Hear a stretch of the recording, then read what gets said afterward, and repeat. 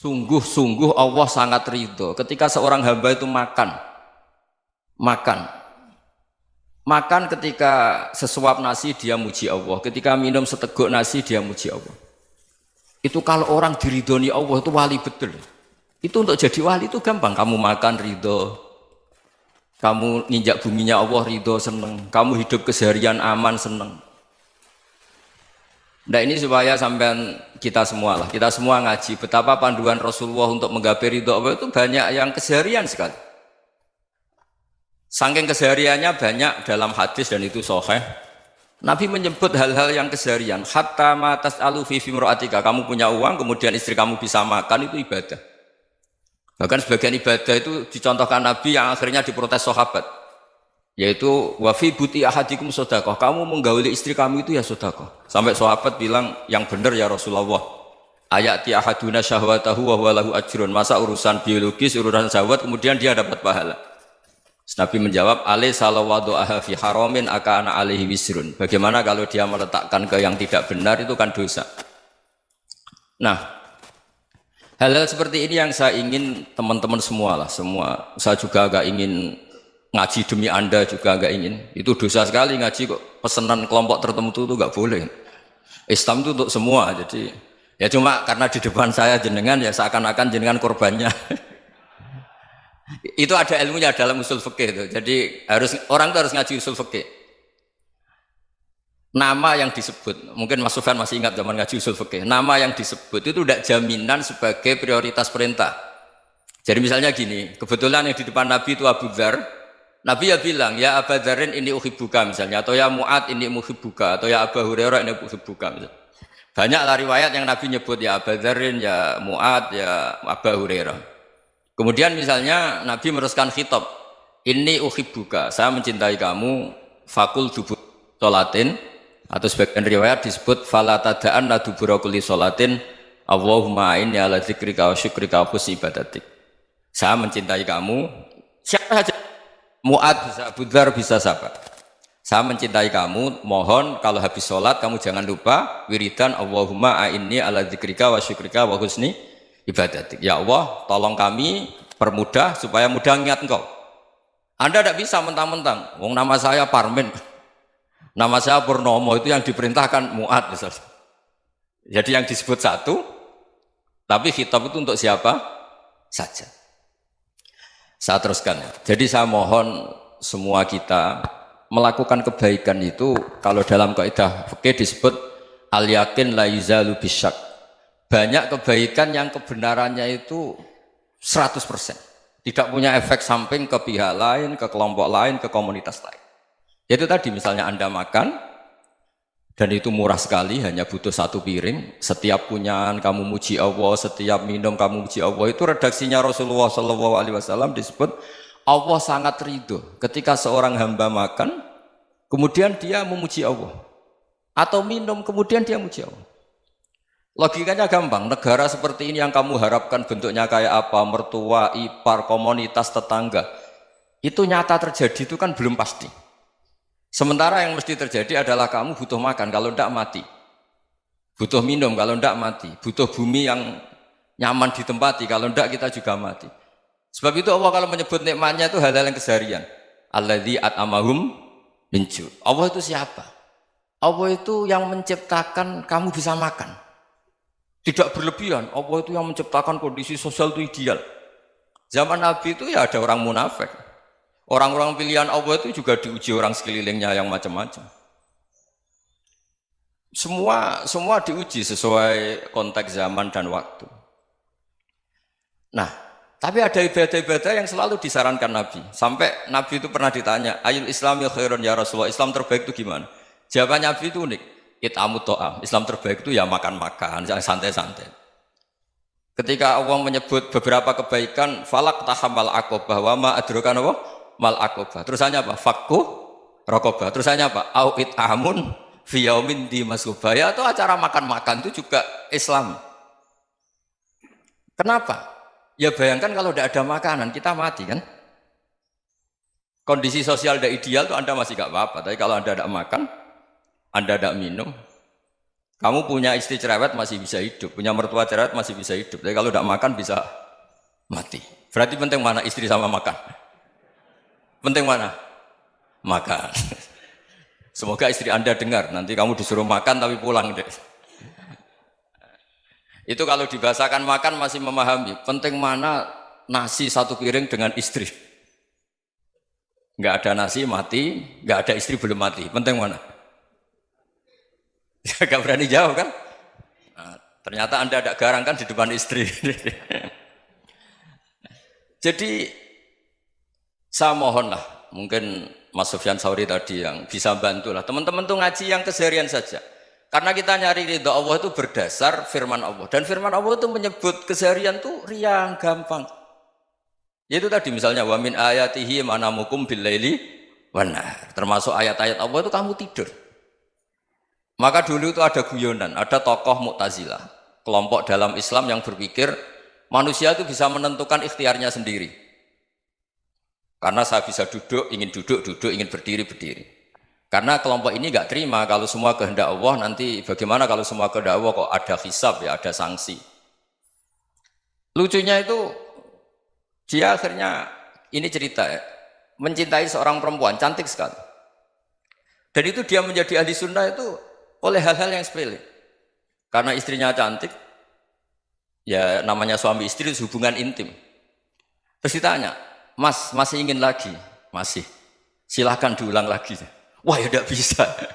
Katanya manusia bisa menentukan yang diinginkan. Itu tobat itu. Itu nggak bisa ditobatkan Mas Sufyan Ats-Tsauri. Orang cantik yang mudah nobatkan orang itu orang cantik. Segampang itu. Akhirnya kita tahu, makanya kalau dalam kitab Hikam itu disebut al-aqil mayyakul madza yaf'alu wa hubi wal ghafil mayyakul madza af'al. Orang yang punya akal karena sadar ini wilayah Allah, semua milik Tuhan. Itu dia tiap hari berpikir, besok Allah akan melakukan apa terhadap dunia ini. Kamu merencanakan suatu mau plesir, ternyata gempa. Mau wisata ke Rusia, ternyata perang. Kamu tidak pernah tahu apa yang akan terjadi besok. Wa ma tadri nafsum madza taksibu ghadan. Tapi anda semua kita ini sering punya jadwal permanen. Makanya saya kalau diundang siapa saja, sanad takdir. Yang jelas Gus ini acara penting. Ya masih acara penting nak pangeran ngersakno piye? Kok ape dadi pangeran? Kamu kok mau jadi Tuhan? Itu kadang ya kiai. Penting Gus acara ini jenengan harus memastikan bisa. Loh kamu itu yang ngajarin tauhid, sesuatu itu biadillah kok bilang-bilang apa pasti. Kalau maksa terus tak tobatkan loh kamu kata saya itu. Ya kalau gitu Gus bilang insya Allah. Wah itu hati saya, fisik saya, roh saya sudah bilang insya Allah. Tidak usah kamu latih kata saya. Nah hal-hal tauhid keseharian itu gampang sebetulnya. Wal ghafil yaqulu madza af'al. Tapi orang yang lupa Allah dia setiap hari bilang besok apa? Kita bisa melakukan apa? Seakan-akan dia itu aktor, dia penting, dia subjek permanen, dia. Padahal kita ini hanya objek kehendak Allah Subhanahu wa taala. Karena kita yakin sesuatu yang terjadi di alam raya ini kita tidak bisa apa-apa. Makanya saya sering ngaji, sering bilang saya, ketika Anda mensifati Allah, Dia yang menghidupkan. Sudah itu tanamkan sehingga ketika kita mati santai saja. Kenapa santai? Allah punya cara menghidupkan kita. Zaman kita hidup juga gak tahu caranya ngelola jantung, ngelola paru-paru. Kamu juga gak tahu ngelola oksigen yang tidak beracun, tidak ngandung polusi. Tahu-tahu hidup. Gak ingin tua ya tahu-tahu tua, gak ingin mati tahu-tahu mati. Selama ini kita hidup juga gak tahu apa-apa sebetulnya. Hanya gaya tok, punya jadwal, punya planning.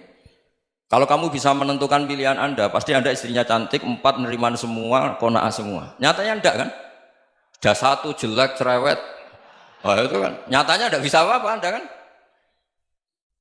Dan kamu bawa mati lagi.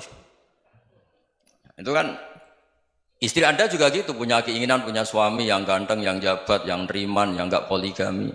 Ya enggak kesampaian juga. Kalau kita ngitung tingkat kegagalan kita itu gagal terus. Ya kan? Nah, terus ingat Allah, madza yaf'alu wa bi. Orang yang punya akal selalu berpikir Allah itu menghendaki apa terhadap saya. Lalu sama-sama orang melihat orang yang serius, itu kata Anda itu pemikir berat, serius, senang punya tokoh yang merengut tuh, karena kamu anggap serius. Tapi sebagian orang menganggap orang yang serius itu wong merengut, wong masam, wong muka kok ditekuk. Jadi sama Itu hati ya muqallibal qulub tsabbit qalbi ala dini, karena kita nggak tahu cara berpikir kita tentang orang lain, tentang sekeliling kita. Misalnya kita orang baik yang jenis ngrumat fakir miskin, ada orang bangun masjid mewah itu janggal. Apa artinya masjid mewah kalau banyak orang kelaparan? Tapi kalau yang jenis pendidikan, apa artinya masjid mewah kalau tidak bisa ngaji? Nanti yang jenis infrastruktur, apa artinya ini kalau semuanya punya sudut pandang yang berbeda-beda. Dan Islam mengapresiasi semua kebaikan. Tapi katakan semua kebaikan itu adalah kehendak Allah Subhanahu wa taala. Karena apapun baik Anda itu pakai fasilitas yang diberikan oleh Allah Subhanahu wa taala. Sehingga ini yang disebut qulillah tsumadarhum fi khawdihim yal'abun. Ya kembali tadi ke tema-tema bahwa keseharian Anda ini sudah Islami. Saat Anda tidak bisa melakukan apa saja. Saya sering ada jenazah, biasanya kalau tetangga meninggal saya sering disuruh ngelepas. Saya bilang orang ini baik karena sering ngelamun di rumah, sering nganggur di rumah. Ditanya sama anaknya, kenapa Gus nganggur baik? Ya kalau dia nganggur artinya juga agak berbuat sesuatu yang maksiat kan? Ya kan? Orang nganggur di rumahnya ya tidak bunuh orang, tidak maling, tidak korupsi, ya namanya nganggur di rumah. Lah cuma istri cara pandang nganggur gak menghasilkan uang itu. Tapi juga gak menghasilkan kriminal kan? Jadi sebenarnya Islam itu makanya kalau sampai ngaji usul fikih itu ada kitab usul fikih namanya Lubul Usul, itu terkenal sekali di pesantren itu. Itu kalau ngapresiasi keseharian itu luar biasa. Izma min mubahin illa wa yatahaqqaqu bihi tarku haramimma. Karena keseharian yang mubah saat Anda lakukan itu ada kehebatan yang luar biasa, yaitu meninggalkan haram. Makanya dulu banyak orang-orang alim ketemu temannya itu guyon sampai semalaman. Itu biasanya yang semangat Islam itu kiai kok tidak tahajud, kiai kok tidak witir. Orang yang sedang mapan uangnya banyak, malam itu tidak kelayaban itu sudah luar biasa. Melawan nafsu supaya tidak maksiat itu sudah luar biasa. Supaya lupa guyon sama temannya semalaman sampai subuh. Gejlok-gejlokan ngenang zaman miskin, zaman kuliah nggak jelas, zaman apa. Melihatnya jangan tarkut tahajud. Seperti ini meninggalkan tahajud, tapi meninggalkannya ini talkul muharramat. Jadi kayak apa hebatnya? Sehingga Imam Ghazali punya riwayat yang agak unik. Hatta takuna ibadatu akhiri hadil ummah iku an-naum. Sehingga suatu saat ibadah terbaik umat ini itu tidur. Itu kan riwayat kontroversi. Ketika Imam Ghazali tanya, kenapa iya? Kenapa kamu mulai keluar dari rumah itu sudah banyak maksiat? Melihat perempuan yang enggak mahram, melihat fenomena. Tapi kalau kamu tidur itu enggak melihat apa-apa. Tapi juga kamu jangan menganggap tidur itu ibadah betul. Saatnya melakukan fardhu ain malah masih tidur. Tapi itu sudut pandang yang menjadikan kita Islam itu gampang. Jadi saat Anda tidak bisa aktivitas apa-apa, misalnya ada beberapa orang yang lumpuh. Lumpuh itu memang nggak bisa Jumatan, nggak bisa ibadah, tapi dia juga nggak bisa maksiat. Tidur itu memang Anda saat itu tidak bisa tahajud, tidak bisa witir, tapi saat itu ada zina, ada maling, tidak gosipkan orang, tidak bully orang, tidak menanamkan kebencian, tidak hasud. Sehingga tidur menurut Allah Ta'ala wa min ayatihi manamukum billaili apa? Wan-nahar. Karena di tidur itu selain ada unsur istirahat, jaga kestamina, juga ada unsur meninggalkan beberapa keburukan. Nah saya mohon ibadah yang keseharian ini kita jaga. Supaya kita semua baca ayat itu fasih. Fasih itu tertanam di hati. Allah itu siapa? Alladzi at'amahum min ju'i wa amanahum min khauf. Dan Allah kalau cerita di Quran itu anna subabnal ma'a subba thumma syaqaqnal ardhan wa syaqqa fa ambatna fiha habba wa inaba wa qadba wa zaituna wa nakhla wa hadaika hulba. Kamu tahu saya ini siapa, kata Allah? Saya ini adalah Tuhan yang menurunkan air, kemudian ada tanaman banyak. Habba wa inaba wa qadba, ada zaitun, ada tin, kalau orang Jawa mungkin ada tela, ada padi, ada mangga, ada pisang. Sudah. Wa inaba wa zaituna wa nakhla wa hadaika hulba, ada perkebunan yang lebat. Tujuannya apa? Mata Allahkum, silahkan kamu pakai, kamu nikmati. Tapi karena kadang kita ini punya ide-ide besar. Tadi untuk syukur saja nunggu punya istri riman, rumah baik, tetangga baik, komunitas baik, semuanya baik baru syukur. Lama-lama nanti ada di surga, syukurnya nunggu surga paling kelas A. Itu sudah ada yang menghuni Rasulullah, kamu nggak boleh di situ. Masa untuk syukur saja? Repotnya Masya Allah. Jadi mohonlah Quran yang kalau Anda hafalkan juz sama itu kan ada ayat-ayat yang kayak tadi. Ya, fal yang dzuril insanu ila ta'ami. Coba lihat. Apa yang kamu makan ya? Dari mana? Dan untuk mempertahankan hidup kamu keseharian. Jadi jangan kira ibadah itu harus membentuk komunitas yang versi Anda. Ibadah itu harus hal yang mulu-mulu. Kesehariannya Anda alami. Loh, ini saya tidak bikin-bikin. Saya ngaji bukan karena berdasar pesanan. Itu ayat yang saya bacakan betul ada ayatnya kan. Fal yang dzuril insanu ila tu'ami anna sababnal ma'a sabba thumma syaqqaqnal ardo syaqqa fa ambasna fiha habba wa inaba wa qadba wa zaituna wa nakhla wa hada'iqa ghulba. Terusannya apa? Mata'al lakum, silakan kamu nikmati. Mata itu silakan kamu nikmati. Ya kayak sampean dikasih hidangan ya makan. Ya sudah makan, habis makan ya minum, habis itu ngantuk ya tidur. Ya sudah normal-normal saja. Kayak apa indahnya Islam? Tapi Anda mencari Islam yang gimana lagi? Nah itu yang diajarkan guru-guru kita, diajarkan sanad kita sampai Wali Songo, sampai Rasulullah SAW. Bahwa pada akhirnya ada jihad, ada perang. Itu dulu memang perang, bukan membunuh, beda. Dulu kita dijajah Belanda ya perang, dan itu normal karena kita dijajah. Jadi ketika orang lain ingin baik sama kita, wa in ahadum minal musyrikin astajaruka ya fa'jirhu hatta yasma'a kalam Allah. Kalau mereka ingin baik ya kita baik. Makanya ada istilah musta'man, mu'ahad. Kalau mereka ingin damai, berdampingan dengan kemajmukan ya itu yang lebih baik. Karena memang Islam menghormati proses perdamaian. Wa in janahu lis-salmi ya fajnah lah. Kalau ingin damai ya kita harus